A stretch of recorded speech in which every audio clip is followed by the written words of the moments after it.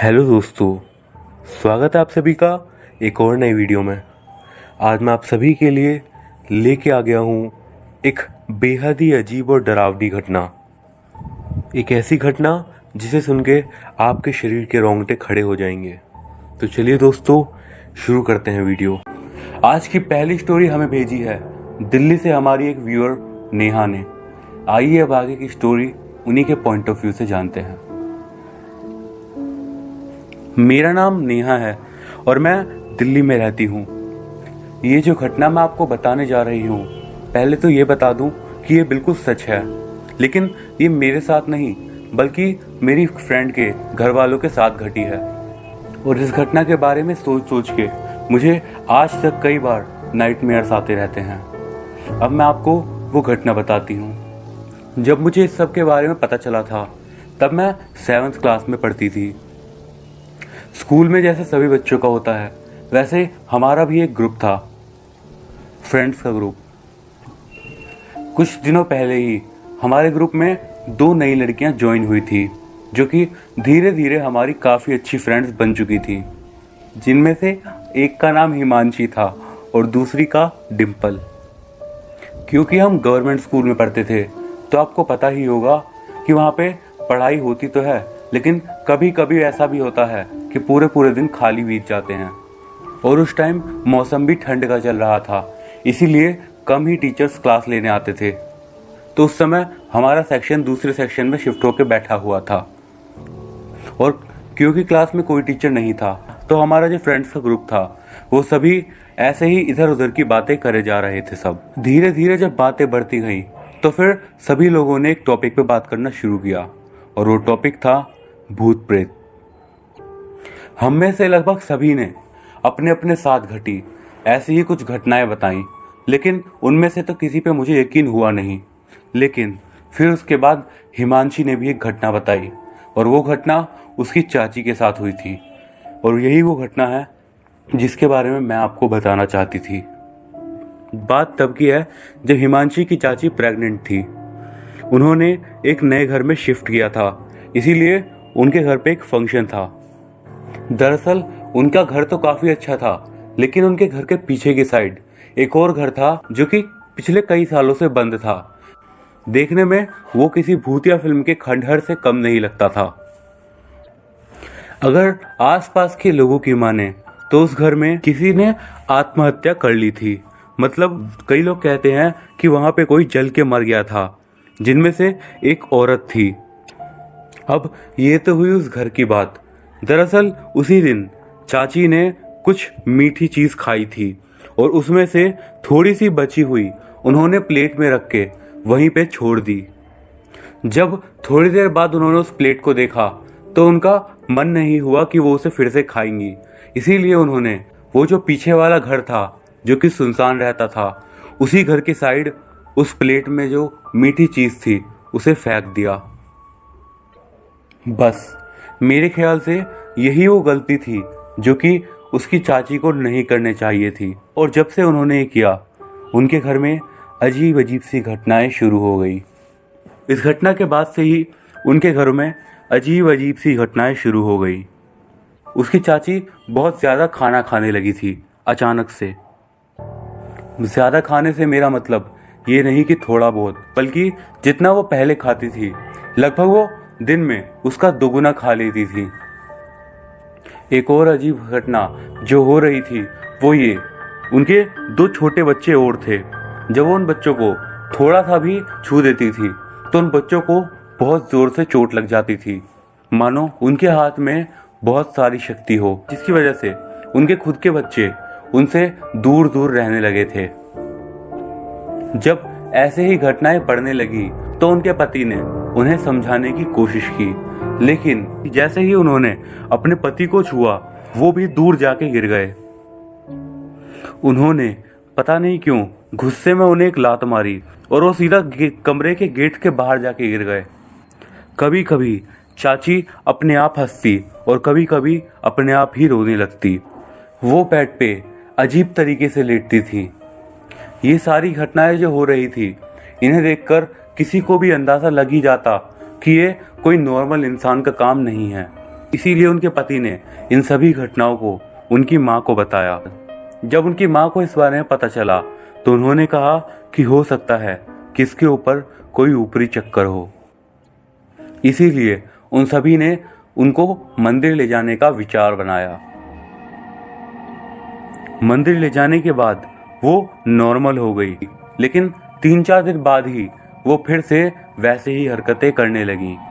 उन्हें कम से कम 4 या 5 बार मंदिर ले जाया गया। वो हर बार मंदिर जाती, फिर ठीक हो जाती और कुछ दिनों के बाद फिर से वही सब शुरू हो जाता। बाद में सभी को पता चला कि वो जो भी साया उनके ऊपर था, जब वो चाची मंदिर जाती थी तब वो साया रास्ते में ही किसी चीज़ पे आ जाता था, और जब वो मंदिर से वापस घर जाती थी तब वो वापस उन्हीं के साथ घर पे चला जाता था। उन्होंने एक दिन एकदम अजीब तरीके से कहा, मैं जल के मरी थी और मेरा एक बेटा भी था जिसको किसी ने जहर देकर मार दिया था। एक दिन तो हद ही हो गई जब वो अपने ही बच्चों को हवा में उछाल रही थी। वो अपने 8-8, 9-9 साल के बच्चों को भी उठा के हवा में इतना ऊपर फेंक दे रही थी कि कोई भी नॉर्मल इंसान तो शायद ही ऐसा कर पाए। जैसे ही उनके हस्बैंड ने ये देखा तो वो फौरन उनके पास आए और उनके ऊपर चिल्लाने लगे। तो अचानक से चाची का व्यवहार ही बदल गया और उनकी आवाज़ भी। उन्होंने एकदम भारी सी आवाज़ में बोला, मेरे सामने चिल्लाने की ज़रूरत नहीं है, और उन्हें एक ज़ोरदार थप्पड़ मारा। उसके चाचा सीधे जाके पीछे वाली दीवार में जाके लगे और गिर गए। तब उन्होंने गुस्से में बोला कि तू कौन है और क्या चाहती है मेरी पत्नी से? तो वो बोली, मैं उसको नहीं छोड़ूंगी, तू जो चाहता है वो करके देख ले, और हाँ, इसके दोनों बच्चे भी मेरे हैं। ये सब घटनाएं बढ़ती ही जा रही थी, लेकिन उसके बाद क्या हुआ वो मुझे आज तक नहीं पता चल पाया, क्योंकि उसके बाद से सर्दियों के कारण स्कूल बंद हो गए थे और उसके बाद से हिमांशी से मेरी मुलाकात ही नहीं हो पाई। ये बात आज तक भी मुझे नहीं पता कि उसकी चाची के साथ क्या हुआ, या फिर वो जिंदा भी हैं या फिर नहीं। लेकिन एक बात तो है, उनके ऊपर जो वो साया था वो बेहद ही खतरनाक था। तो दोस्तों, ये तो थी नेहा जी की पहली घटना। अब बढ़ते हैं उनकी ही भेजी हुई एक और दूसरी घटना की ओर। ये जो दूसरी घटना मैं आपको बता रही हूँ, ये आज से 8 से 9 साल पहले की है। दरअसल मेरी नानी जी बिहार में रहती हैं, तो उस टाइम पे वहाँ पे मेरे मामा की बेटी की शादी थी, इसीलिए हमारी पूरी फैमिली वहाँ पे जा रही थी। जो लोग गांव में रहे हैं उन्हें पता होगा कि गांव में फैमिलीज काफ़ी बड़ी बड़ी होती हैं। वैसे ही हमारी फैमिली भी काफ़ी बड़ी थी। तय समय पे हम सभी लोग वहाँ पे पहुँच गए, लेकिन कुछ पर्सनल रीजंस के कारण मेरे मामा की बेटी की शादी उस समय के लिए कैंसिल हो गई। लेकिन उसी समय पर मेरी नानी के मायके यानी कि मेरी मम्मी के मामा जी की बेटी की शादी भी थी, तो हमें भी वहाँ पे बुलाया गया था। इसीलिए हम सभी लोग उस जगह पे गए हुए थे। वहाँ पे मेरी उम्र के कई सारे मेरे कजन्स थे, तो मेरा मन भी वहाँ पे लग गया था।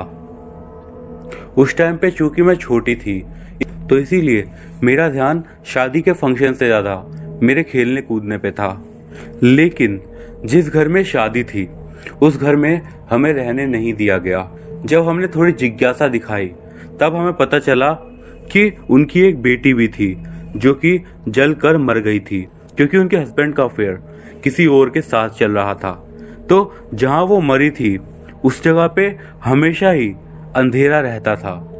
घर वालों ने बहुत कोशिशें की कि उस जगह पे लाइट लगाए, लालटेन लगाए, कुछ भी लगाए, लेकिन उजाला हो। बट रात के 12 बजे के बाद खुद ही वो सारी चीज़ें वहाँ पे खराब हो जाती, लालटेन बुझ जाती, लाइट फूट जाती, लेकिन कुछ भी करके वहाँ पे 12 बजे के बाद अंधेरा हो ही जाता था। ये सारी असाधारण घटनाएं सभी को पता थी और सभी को पता था कि उस जगह पे किसी सुपर नेचुरल चीज़ का होना लाजमी है। लेकिन फिर भी इन सबको मानो कुछ इग्नोर सा किया गया था। जो तो मेन घटना थी वो थी शादी वाली रात की। दरअसल बारात आने में लेट हो गया था। रात के तकरीबन 12 बज गए थे। दरअसल बारात आने में लेट हो गई थी। हम सभी बच्चे थक हार के सो गए थे। वहां पे सिर्फ मेरे कजन ही थे जो कि हम में से बड़े थे, वरना हम सभी लोग लगभग मेरी ही उम्र के थे। शादी की रस्में भी दूसरी तरफ पूरे धूमधाम से चल रही थी कि अचानक से रात के तकरीबन 12 बजे के आसपास हम सभी लोगों को किसी चीज के जलने की स्मेल आने लगी। पहले तो सभी ने इस बात को इग्नोर किया, लेकिन धीरे धीरे ये स्मेल बढ़ती गई और इतनी ज्यादा बढ़ गई कि अब वहां पे सोना मुश्किल था। वो स्मेल बिल्कुल ऐसी लग रही थी मानो कोई मांस पका रहा हो। जब मैं जगी तो मुझे पता नहीं क्यों थोड़ा सा डर लगने लगा और इसी कारण से मैं अपनी मम्मी के पास चली गई। मैंने उनसे कहा, मम्मा ये अजीब सी स्मेल कैसी आ रही है। मम्मी ने इसके ऊपर कुछ भी नहीं कहा और मुझे वहीं पे अपने पास ही बिठा लिया। और एक और बात जो मैंने नोटिस करी वो ये थी, उस समय उस जगह पे जितनी भी औरतें थी उन सभी ने अपने अपने बच्चों को अपने पास बुला के बिठा लिया था। उसके बाद मम्मी ने कहा कि कुछ देर अभी कोई भी नीचे नहीं जाएगा। सभी लोग बिल्कुल शांति से वहां पे बैठे हुए थे। न जाने क्यों इतने लोगों की भीड़ में भी मुझे एक अजीब सा डर लग रहा था। एक ऐसा डर जो कि मुझे महसूस करवा रहा था कि यहाँ पे कुछ तो बहुत गलत है। उसके बाद दुल्हा और उनके रिश्तेदार बाकी सब जो कि बीच में बैठे हुए थे वो पता नहीं कुछ तो करने लगे थे, लेकिन मुझे वो उतना ठीक से याद नहीं कि वो क्या कर रहे थे। वहां पे जहां पे हम सब लोग बैठे हुए थे उसके सामने वाले रूम में ही एक बच्चा सो रहा था। अभी लगभग हमें 10 या 15 मिनट हो चुके थे बैठे हुए कि वो बच्चा जो कि उस रूम में सो रहा था वो ऐसे बाहर आके गिरा मानो किसी ने बहुत जोर से उसे अंदर से बाहर फेंक दिया हो। और इस घटना में सबसे ज्यादा डरावनी बात ये थी कि अंदर उस रूम में उस बच्चे के अलावा कोई भी नहीं था। बाहर बैठे लगभग हर एक इंसान की हालत खराब हो गई थी ये घटना देखकर। वो बच्चा बाहर गिरते के साथ ही जोर जोर से रोने लगा। सभी लोग उसे देखते रहे लेकिन किसी ने कुछ भी नहीं कहा। फिर कुछ समय बाद जब हम नीचे गए तो मेरी मम्मी को उनकी कजन सिस्टर ने बताया कि वो जो लड़का है वो उन्हीं का बेटा है जो कि जल के मर गई थी। उन्होंने बताया कि जब से वो प्रेग्नेंट थी तब से उनके पति का झगड़ा उनसे होता रहता था और जैसे ही उनके बच्चे ने जन्म लिया तो पता नहीं क्या हुआ, उन्हें हॉस्पिटल में ही मार दिया गया। किसी को कानो कान खबर भी नहीं चली, किसी को कानो कान पता भी नहीं चला कि आखिर वो मरी कैसे। जब ये घटना मेरी मम्मी को पता चली उसके बाद से मेरी मम्मी ने वहां पे जाना बंद कर दिया और साथ ही साथ मेरा भी। लेकिन सच कह रही हूं, जो डर उस समय लगा था जब वो बच्चा बाहर आके गिरा और वो जो अजीब सी स्मेल आ रही थी, उसके साथ जो डर मेरे बदन में दौड़ रहा था उसको मैं आपको शब्दों में बयान नहीं कर सकती। एक अजीब सी मनहूसियत सी फैल गई थी उस जगह पे। एक अजीब सी फीलिंग आ रही थी कि मानो हम सभी जिंदा लोगों के अलावा भी उस जगह पे कोई तो था, शायद कोई ऐसा जो कि जिंदा ना हो। तो दोस्तों अब बढ़ते हैं आज की आखिरी घटना की ओर। ये घटना भी नेहा जी के परिवार के साथ ही घटी है। उन्होंने बताया है ये घटना उनके परिवार के साथ बिल्कुल हाल ही में घटी है। अब बढ़ते हैं उनकी इस घटना की ओर। मेरी फैमिली में मेरे 2 बड़े भाई हैं। पहले बड़े भाई की शादी को हुए तो कुछ समय हो चुका है, लेकिन जो मेरे छोटे वाले भाई थे उन्होंने लॉकडाउन के समय में ही लव मैरिज की थी। लेकिन क्योंकि मेरी भाभी की एक शॉप भी थी और तो वहाँ पे उनको आना जाना पड़ता था और वो उसी समय में प्रेग्नेंट भी थी। तो जैसे ही बीच में लॉकडाउन में गैप हुआ तो उन्होंने एक दूसरे घर में शिफ्ट कर दिया। उस घर के बारे में ज़्यादा जानकारी तो हम लोगों ने नहीं ली, लेकिन इतना ज़रूर पता चला था कि वो घर पिछले 2 से 3 सालों से खाली पड़ा था और आसपास के लोगों का मानना था कि वो घर हॉन्टेड भी है। लेकिन हम सभी लोगों ने इन सब बातों पे ज़्यादा ध्यान नहीं दिया, क्योंकि उस समय हमें एक घर की बहुत ज़्यादा ज़रूरत थी और उस घर का रेंट भी काफ़ी ज़्यादा कम था नॉर्मल रेंज के हिसाब से। इसीलिए हमने ज़्यादा पूछताछ करना सही नहीं समझा और उस घर को खरीद लिया। भाभी के वहाँ पे शिफ्ट होने के बाद भी हमारी डेली बात होती थी उनसे। उन्होंने जैसे ही वहाँ पे शिफ्ट किया था तो एक चीज़ तो मैंने तभी नोटिस कर ली थी कि जब मैं उनसे फ़ोन पे बात करती थी तो उनकी आवाज़ में एक अजीब सा ही भारीपन आ गया था। मैंने उनसे कई बार पूछने की कोशिश भी की थी कि भाभी क्या आपकी तबीयत ठीक है ना, तो वो बोली कि हाँ नेहा मेरी तबीयत बिल्कुल ठीक है, तुम मेरी फिक्र मत करो। उसके बाद कुछ ही दिनों में एक और अजीब सी घटना शुरू हो गई। जब मैं उनसे बात करती थी तो अचानक से उनके बोलने का बिल्कुल ढंग ही बदल जाता था, मानो कोई और ही बोल रहा हो। उनकी आवाज़ वो लगती ही नहीं थी। मुझे लग रहा था कि शायद किसी नेटवर्क प्रॉब्लम के कारण ये सब हो रहा है और इसीलिए मैंने भी इस बात पे ज़्यादा ध्यान नहीं दिया। फिर उसके बाद वो कुछ दिनों के लिए हमारे घर पे आई। उस समय हम लोगों ने साथ में बहुत एंजॉय किया। मेरी बड़ी वाली भाभी, मैंने और उन्होंने, हम पूरी रात जागते रहे और ऐसे ही एक दूसरे से बात करते रहे। फिर देर रात के बाद हम सोए। अगले दिन वो अपने घर पे चली गई और उसके बाद शुरू हुई ये सब डरावनी घटनाएं। कुछ ऐसी घटनाएं जिन्हें हम शायद कभी फील ही नहीं कर पाएंगे। सिर्फ डर ही एक माध्यम है जिनसे हम इन घटनाओं से जुड़ सकते हैं। उस घर में उनके साथ उनकी बहन भी रहती थी, जो कि उनसे छोटी थी उम्र में। उनकी छोटी बहन उनसे अक्सर कहा करती थी कि दीदी इस घर में हमारे अलावा भी कोई और है। अब उस समय तक तो हमें नहीं पता था कि वो किसके बारे में बात कर रही है, लेकिन भाभी उस समय उसकी बात को टाल दी। एक दिन वो खाने के लिए घेवर खरीद के लाई थी। उन्होंने बॉक्स को वैसे ही रख दिया और उसमें से आधा घेवर उन्होंने टिफिन में पैक कर दिया ताकि वो हमें दे सकें। उस दिन उनकी बहन भी अपनी बुआ के घर पे चली गई थी और भैया भी काम से बाहर थे, इसीलिए भाभी घर पे अकेली थी। उस दिन रात में भाई घर जाने की बजाय हमारे पास ही आ गए, क्योंकि वो कुछ काम से पास ही में काम कर रहे थे। इसीलिए जब देर रात हो गई तो उन्होंने अपने घर पे जाने की बजाय हमारे यहाँ पे ही आ गए। इसीलिए उस रात भाभी घर पे अकेली ही थी। रात भर तो कुछ भी नहीं हुआ, लेकिन जब अगले दिन सुबह सुबह भाभी की आंख खुली तो उन्होंने देखा कि जो घेवर उन्होंने टिफिन में हमारे लिए रखा था वो खत्म हो गया था। जब उन्होंने बॉक्स में देखा तो बॉक्स वाला वो वैसे ही रखा था। उन्होंने फौरन ही मुझे कॉल की। उन्होंने मुझे बताया कि नेहा ऐसा ऐसा हो गया है, और उन्होंने साथ ही में ये भी कहा कि नेहा इस घर में पिछले कुछ दिनों से मुझे डर लगता है, यहाँ पे कुछ तो गड़बड़ है।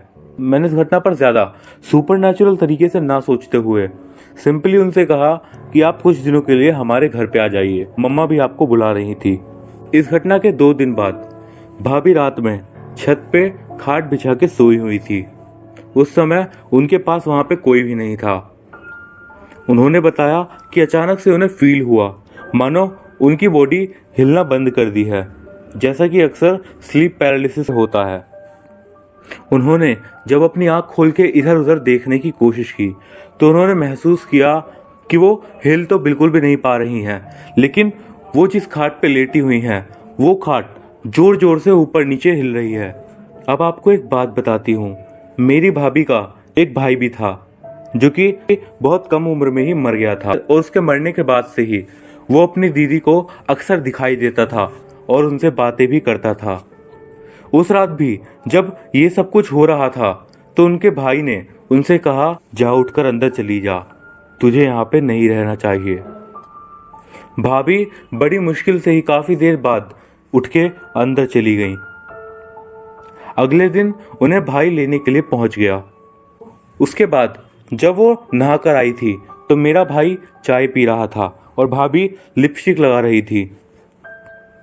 अचानक से पता नहीं उन्हें क्या हुआ और वो अजीब सी भारी आवाज में बोलने लगी, तेरी लिपस्टिक तो बहुत अच्छी है, ये मुझे भी दे दे, मुझे बहुत ज्यादा पसंद आई है ये। और वो लगातार यही लाइनें बार बार चिल्लाने लगी। भाई पहले तो उन्हें शांत करने की कोशिश किया, लेकिन जब वो शांत नहीं हुए तो भाई ने चिल्ला के कहा, क्या कर रही है? अचानक से ऐसा लगा कि मानो वो होश में आई हो। और उसके बाद उन्होंने कहा, कुछ भी तो नहीं कर रही थी मैं। ये घटना बहुत ही ज़्यादा अजीब थी।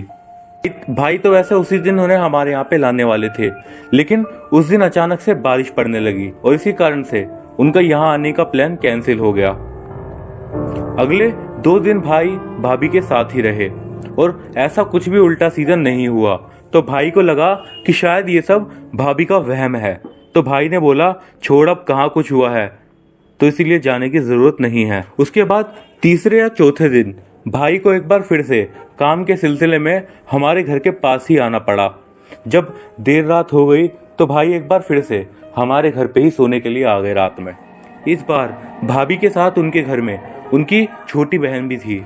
भाई थकान के कारण सो चुके थे, लेकिन मुझे नींद नहीं आ रही थी। तो मैं वॉशरूम से मुंह धोकर बाहर आई और जब मैंने फ़ोन देखा तो उसमें भाभी की कई सारी मिस कॉल पड़ी थी। उस टाइम देर भी काफ़ी हो गई थी, रात के तकरीबन 11:15 बज रहे थे और मिस कॉल लगभग पिछले आधे घंटे से लगातार आई जा रही थी। इसीलिए मैंने भाई को उठाना सही समझा। फिर भाई ने उठ के उन्हें कॉल किया तो बहुत ही अजीब और डरावनी घटना हुई। फ़ोन पता नहीं किसने स्पीकर पे कर रखा था और बैकग्राउंड में उन सभी के बहुत ज़ोर ज़ोर से चिल्लाने की आवाज़ें आ रही थी। दरअसल उनकी छोटी वाली बहन पे वो साया आया हुआ था और भाभी कॉल पे भाई से बार बार कह रही थी कि प्लीज़ जल्दी आ जाओ, यहाँ पे पता नहीं इसे क्या हो गया है। और वो बिल्कुल भारी सी आवाज़ में चिल्लाए जा रही थी। वो उनसे बोल रही थी कि प्लीज़ मेरी बहन पे से चली जाओ, मेरी बहन ने तुम्हारा क्या बिगाड़ा है। लेकिन उसमें से आवाज़ आई, मैं नहीं जाऊंगी। इसी तरह की काफ़ी अजीब और डरावनी सी बातें हमें सुनाई देती रहीं। मेरे भाई उसी समय रात के तकरीबन 1 बजे ही अपने घर के लिए निकल गए। वहां जाकर उन्होंने जैसे तैसे सब कुछ शांत करवाया और उसके बाद मुझे कॉल की तो पता चला कि भाभी को बहुत मारा गया था। दोनों ही बहनों की हालत बहुत ज़्यादा खराब हो गई थी। उनकी छोटी बहन तो उस वक्त बेहोश पड़ी हुई थी। ये जो घटना हुई थी रात में, ये इतनी ज़्यादा डरावनी थी कि इसके कारण अगले कुछ दिनों तक तो मैं भी नहीं सो पाई थी। अगले ही दिन बिना देरी के मम्मी उन्हें एक मौलाना के पास दिखाने के लिए लेके चली गईं। मौलाना जी ने उन्हें देखते के साथ ही बोल दिया कि जिस घर में तुम लोग रहते हो उस घर में एक कुआं है जो कि लोगों को अपनी ओर खींचता है और फिर मार देता है। अगर तुम लोग 2-3 दिन उस जगह पे और रहती तो तुमको भी मार देता। और उसने ये भी बताया कि वो जो साया है वो किसी मुस्लिम औरत का है जिसने शायद वहाँ पे आत्महत्या की थी और उसके बाद वो उस जगह पे भटक रही है। और उसके बाद उन्होंने हमें यही सलाह दी कि इस घर को जितना जल्दी हो सके उतना जल्दी खाली कर दो और उनको कुछ पहनने के लिए भी दिया। फिर वो वहाँ पे गई वापस, तो उन्हें कुछ दिनों तक तो कुछ भी नहीं हुआ, लेकिन उसके बाद फिर से दोनों की जब प्रॉब्लम्स बढ़ने लगी और एक बार फिर से ये सब शुरू हो गया और फिर से धीरे धीरे उन्हें अजीब से सपने आने लगे। तो भैया ने कुछ टाइम पहले ही अब उस जगह से शिफ्ट कर लिया है और अब सब कुछ ठीक है। लेकिन जब भी भाभी इस बारे में मेरे से बात करती हैं मुझे बहुत ही ज़्यादा डर लगता है। उस रात उनके साथ न जाने क्या क्या हुआ था जो कि मुझे तो ठीक से मालूम भी नहीं है, लेकिन उन्होंने वो अपने साथ महसूस किया था।